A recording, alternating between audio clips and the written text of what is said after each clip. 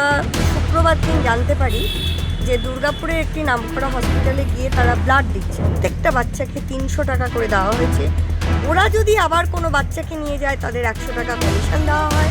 এগুলো কোনো মতেই আমরা সহ্য করব না। স্ট্রিক্ট থেকে স্ট্রিক্টেস্ট পানিশমেন্ট হবে। যদি এখন 15 বছরের বাচ্চাকে আমাদের কাছে নিয়ে আসছে 18 ইয়ার্স, আতঙ্ক তো থাকবে। বাচ্চাটা এই বাচ্চা নিজে এখন আমার ছেলে নিজে আরও অন্য কারো নিতে পারে।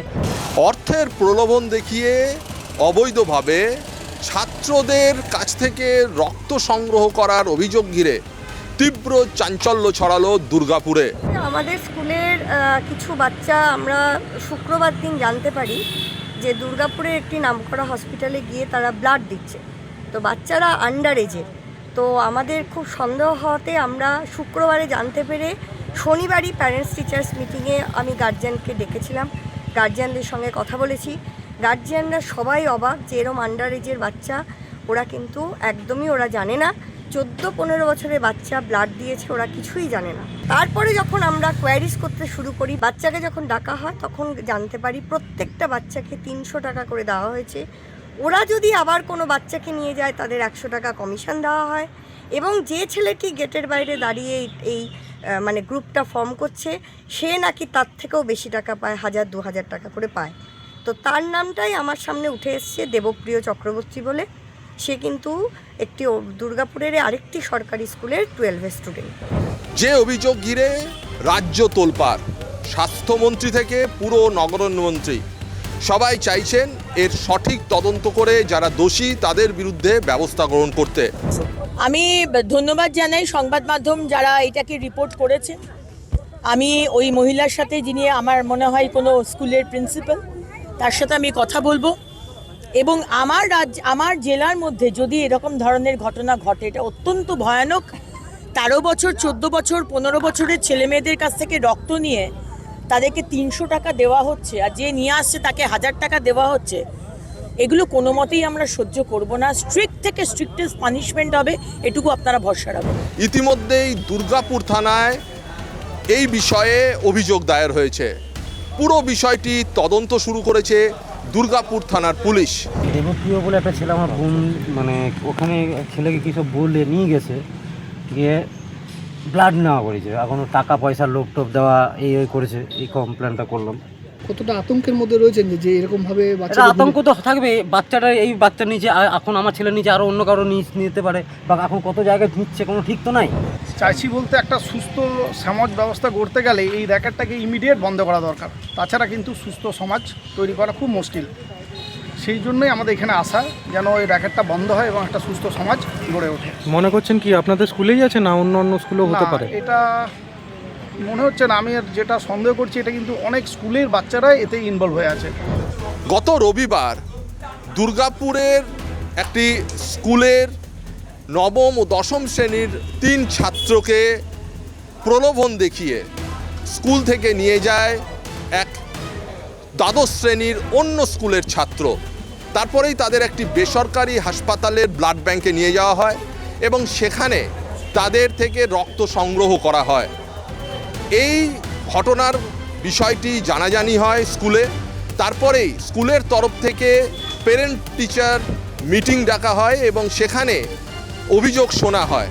তারপরেই একজন অভিভাবক দুর্গাপুর থানায় এ বিষয়ে অভিযোগ দায়ের করেন।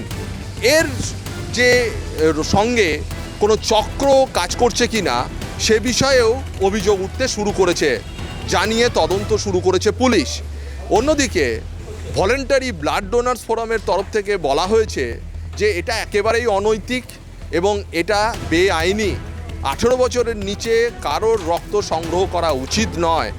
অন্যদিকে যে হাসপাতালের ব্লাড ব্যাংকের তরফে এই রক্ত নেওয়া হয়েছে সেই মিশন হাসপাতালের মেডিকেল ডিরেক্টর জানিয়েছেন যে তারা সম্পূর্ণ প্রোটোকল মেনে রক্ত সংগ্রহ করে থাকেন এবং এক্ষেত্রেও তাই হয়েছে। কিন্তু আধার চেক করা হয়নি বা তাদের বয়সটা সঠিকভাবেই 18 বছরের নিচে কি না সেটা চেক করা হয় না। এটা সম্পূর্ণভাবেই যিনি রক্ত দেন স্বেচ্ছায় তার কাছ থেকে ফর্মে সেই বিষয়ে উপযুক্ত তা ফিল আপ করিয়ে নেওয়া হয় এবং স্বাক্ষর করিয়ে নেওয়া হয়। এই যে এজের যে ডিমার্কেশনটা 16 ইয়ার্স আর 18 years it make very difficult to differentiate. যদি কেউ ফ্রড করছে, কেউ যদি এখন 15 বছরের বাচ্চাকে আমাদের কাছে নিয়ে আসছে 18 ইয়ার্স, এটা কিন্তু আমরা হয়তো ধরতে পারি না। এমনি কোনো কেসেস কিন্তু একটা এলিমেন্ট অফ ডাউট যদি থাকে তখন আমরা ইমিডিয়েটলি ওই ডাউটকে ক্ল্যারিফাই করি যে বয়স কত, এই কত। তো দিস ইজ দ্য থিং। হসপিটালের তরফ থেকে এইসব জিনিস যে বাচ্চাদের নেবো এই নয়, আমরা পুরো স্ট্রিক্ট একটা ক্রাইটেরিয়াস অনুসারেই ব্লাড ট্রান্সফিউশন। আমাদের কাছে যা ডকুমেন্টেশন আছে, দুজনের মনে হয় তারা 18 আর 19 ইয়ার তারা লিখেছে, 18 বা 19 বছর, সেটাই কনফিউশন 16 বছর 17 বছর হবে হয়তো, কিন্তু এত ছোট। তাহলে কি আপনার আধার কার্ড বা কিছু আধার কার্ডের ভেরিফিকেশন হয় না এখন পর্যন্ত, হয় না, but now we have made a protocol. মানে এই ঘটনাটার পরে থেকে আমরা যেটাকে শিক্ষা পেয়েছি এটাতে, কেন কি ব্লাড ট্রান্সফিউশন করতে গেলে বা ব্লাডের ডোনেশন করতে গেলে যারা লট অফ আদার ক্রাইটেরিয়াস, বাকি সব ক্রাইটেরিয়াগুলো ম্যাচ করছে। স্কুল যেটা অভিযোগ করছে স্কুলের করছে, কারণ তাদেরকে টাকার প্রলোভন দেখানো হয়েছে এবং তাদেরকে অফার করছে। হসপিটালের তরফ থেকে এমনি কোনো নেক্সাসকে আমরা অ্যাডভোকেট করি না, প্রপাগেট করি না। হ্যাঁ, it is always a voluntary donation, আর আমাদেরটা হচ্ছে রিপ্লেসমেন্ট ডোনেশন। কিন্তু এ ব্যাপারে যে অভিযোগ উঠেছে যে চীন ছাত্রকে টাকার প্রলোভন দেখানো হয়, অর্থ দেওয়া হয় এবং তারপরে তাদের থেকে রক্ত সংগ্রহ করা হয়। শুধু এই স্কুলের যে এই 3 ছাত্রই নয়, আরও বেশ কয়েকজন এই নাবালকের কাছ থেকে রক্ত সংগ্রহ করার একটা চক্র কাজ করছে বলে মনে করছে স্থানীয় কিছু মানুষজন। এ বিষয়ে তদন্ত শুরু করেছে পুলিশ। পুর নগর মন্ত্রী অগ্নিমিত্রা পাল জানিয়েছেন পুরো বিষয়টির তদন্ত করে দেখা হবে এবং যারা দোষী যারা তাদের বিরুদ্ধে উপযুক্ত শাস্তির ব্যবস্থা করা হবে। পশ্চিম বর্ধমান থেকে বিশ্বজিৎ ঘোষ, নিউজ টাইম।